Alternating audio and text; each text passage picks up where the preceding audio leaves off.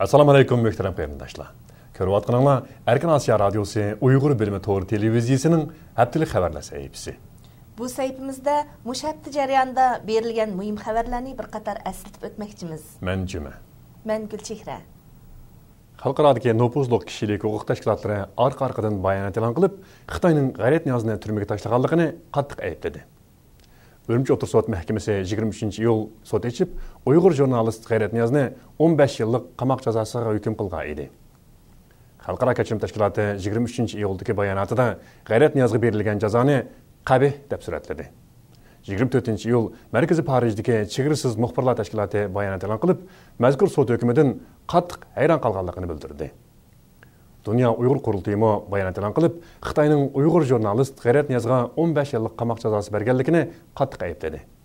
Amerikadagi erkinlik sariyi jurnalist G'ayrat Niyoz haqida e'lon qilgan bayonotida xalqaro jamoatni Uyg'ur vaziyatini yaqindan kuzatishga chaqirdi. Urumchi shaharlik o'tir sud mahkamasi o'tgan hafta yipiq sud echib, Diyorim to'rining boshqaruvchisi Dilshod Farhod qatorliq 3 nafar Uyg'ur to'rbat sohiblariga qamoq jazosi berdi. Dilshod Farhod bilan birlikda yana Shabnam, Salkin to'rining boshqaruvchilaridan Nur Ali va Nijat qatorliqlar sudlangan. Dilshod Farhodning Angliyadagi akasi Dilmurod Farhodning bildirishicha, Dilshod Farhod 5 yillik qamoq jazosiga, Nijat Azat 10 yillik qamoq jazosiga, Nur Ali 3 yillik qamoq jazosiga hukm qilingan. 5-iyul Urumchi vaqasidan keyin Uyg'ur avtonom rayon doiralari uqtirish chiqarib 200 ga yaqin Uyg'ur to'rbetini taqigan edi. Payzvat Nailik Partikom birlik saf bölümü 26-iyul dini zatlar arasida vatanparvarlik temasida vaz nasihat musobaqasi uyushtirgan. Tangirtaq to'rining bu vaqtda berilgan xabardagi rasmiy qaraganda musobaqa masjid ichida o'tkazilgan. Bugun bu vaqtda radiomizga bayonot bergan Dünya Uyg'ur qurultayining bayonotchisi Dilshod Rashid mazkur qilmishni Uyg'urlarning diniy e'tiqod erkinligiga qilingan masxara deb tanqid qildi. Turkiyada yashayotgan diniy zot Abdukarim apandi buningga inkos qaytarib, masjidda hukumatning tashviqotini qilishni xato deb ko'rsatdi. Uyg'ur eli AIDS virusi jiddiy tarqalayotgan joylarning biri. Doirlar Uyg'ur elida AIDS virusi tarqalishining oldini olish uchun to'ydan burun AIDS qarta majburiy tekshirish ilib berish tadbirini yo'lga qo'ydi ekan. Bu tadbir 26-iyul chaqirilgan Uyg'ur avtonom rayonlik xalq qurultiyi doim komitetining 19-navbatlik yig'inida o'tirib qo'yilgan. Mutaxassislar buning yanada hal qilg'uch chora emasligini ilgari surdi. Uyg'ur AIDS masalasi ustida tadqiqot ilib berayotgan Amerika Kolumbiya universitetidagi tadqiqotchi Mehmet Emin apandining qarashicha, Uyg'ur elida AIDSning oldini olish uchun oldi bilan mazkur virusning asosli tarqalish yo'llarini tizginlash kerak ekan. Angliya Uyg'ur jamiyati 7-oyning 17-18 kunlari Londonda yig'in chaqirib, yangidan ijroiya komitet a'zolarini saylab chiqdi. Yig'inga Dünya Uyg'ur qurultayi muavin raisi Asqarjon bilan bosh kotib To'lqin Esa qatnashdi. Yig'inning 2-chi kuni Dünya Uyg'ur qurultayining nazorati ostida saylam elib berildi.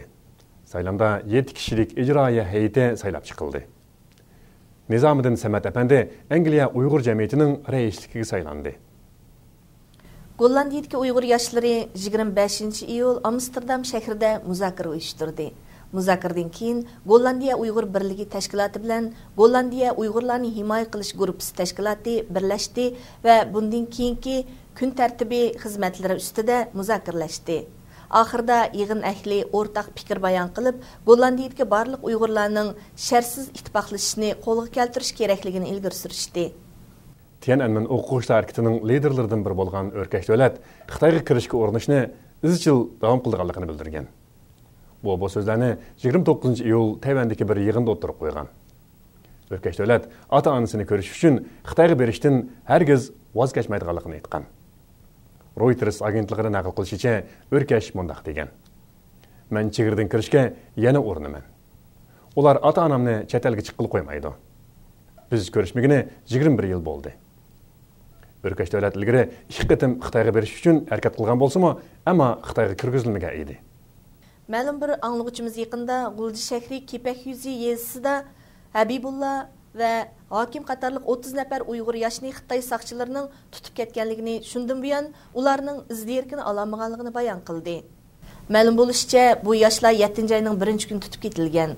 27 iyul G'ulji shahri Kepak-Yuzi yezliq hukumat xodimlari mazkur Uyg'ur yoshlarning Xitoy bexatarlik xodimlari tomonidan tutib ketilganligini dalilladi. Ammo ularning nima jinoyat bilan tutib ketilganligini bilmaydiganligini va bu haqda ortiqcha ma'lumot berilmaydiganligini bildirdi. Hurmatli televizor ko'ruvchilar, yuqorida sizlarga haftalik xabarlar sahifamiz bo'yicha bu hafta jarayonida yuz bergan muhim xabarlarni bir qator eslatib o'tdik. Diqqat berganingizga rahmat. Kelar qitimliq programmamizda ko'rishaylik. Xayr xo'sh.